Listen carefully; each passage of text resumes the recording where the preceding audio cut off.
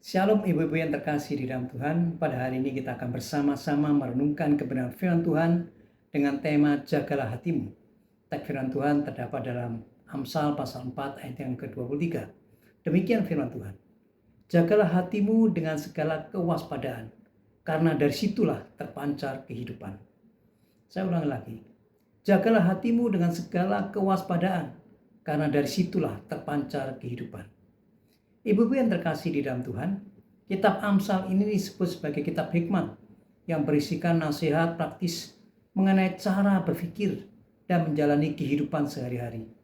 Nasihatnya tentang perbuatan yang baik dan larangan yang tidak baik. Atau Amsal ini disebut sebagai kitab nasihat tentang lakukan dan jangan, gitu ya. Artinya, nasihat lakukan berisi nasihat tentang apa yang harus dilakukan jika kita ingin memiliki kehidupan yang ditandai dengan kebaikan, kehormatan, integritas, kepercayaan diri, dan kebajikan.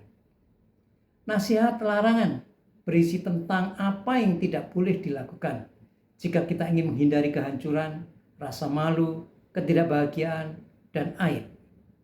Dalam Amsal 4:23 mengatakan, jagalah hatimu dengan segala kewaspadaan, karena dari situlah terpancar kehidupan. Kata hati adalah hati manusia. Dalam Alkitab disebutkan lebih dari 800 kali. Hati dipandang sebagai pusat emosi, pusat perasaan, suasana hati, dan nafsu. Amsal 4:23 ini memberitahu kita bahwa hal terpenting yang dapat kita perhatikan di dalam hidup adalah apa yang terjadi di dalam dan pada diri kita, yaitu hati kita. Pandangan Alkitab adalah bahwa hati dan kemampuan kita untuk memilih adalah inti dari diri kita. Dalam Injil Markus 7 ayat 20-23, Tuhan Yesus berkata, apa yang keluar dari seseorang itulah yang menajiskan.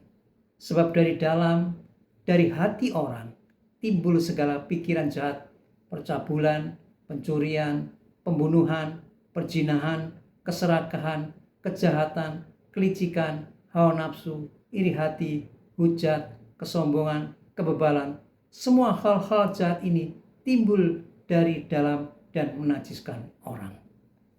Tuhan Yesus memiliki pandangan yang sangat jernih mengenai kemanusiaan. Sesuatu yang lebih realistis daripada apa yang kadang-kadang dianggap sebagai hal yang patut disyukuri. Dan dengan tegas Tuhan Yesus mengajarkan bahwa perkataan dan perilaku lahiriah kita bersumber dari pilihan-pilihan yang datang dari dalam, yaitu hati kita. Kitab Nuh di kitab Kejadian pasal 6 ayat 5-6 juga mengatakan tentang hati. Ketika dilihat Tuhan bahwa kejahatan umat manusia besar di bumi dan bahwa segala kecenderungan hati mereka selalu membuahkan kejahatan semata-mata, maka menyesallah Tuhan karena ia telah menjadikan manusia di bumi dan hal itu memilukan hatinya.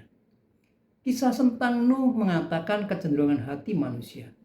Di kitab Amsal yang sudah kita baca tadi berbicara hal yang sama tentang hati manusia. Dimulai dari hasrat atau pemikiran batin sehingga perkataan dan tindakan lahiriah mencerminkan bahwa tindakan kita berasal dari dalam hati kita. Kita mungkin memikirkan sesuatu, membicarakan cara melakukannya, mencari tahu di mana kita bisa melakukannya, dan kemudian kita pergi ke sana. Ibu-ibu yang terkasih dalam Tuhan, oleh karena itu Amsal 4:23 mengatakan, jagalah hatimu di atas segalanya, karena itu menentukan jalan hidupmu.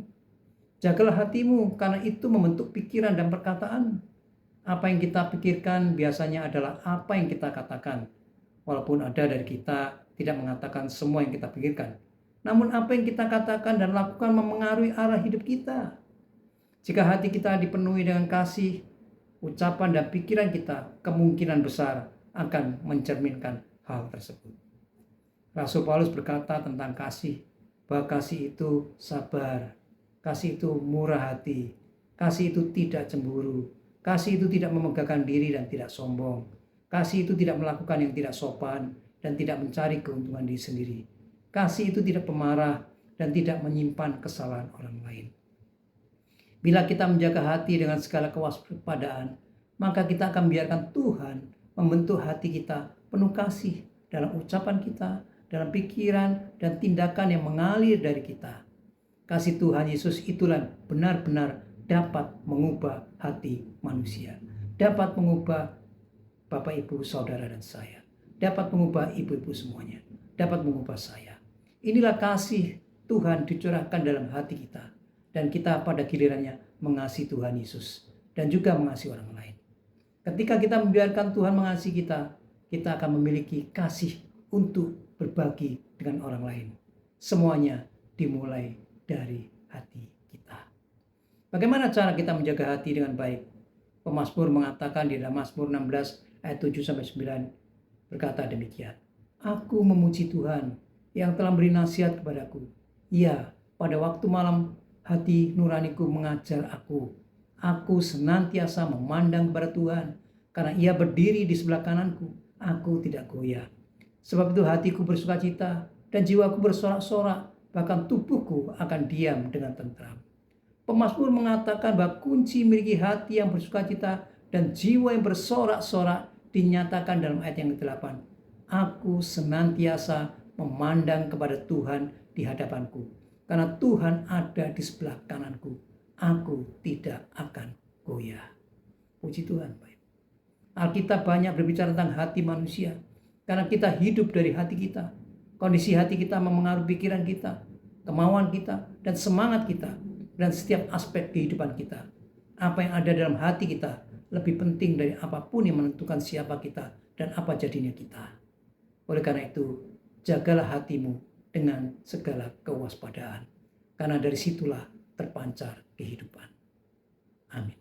Tuhan Yesus memberkati ibu-ibu semua.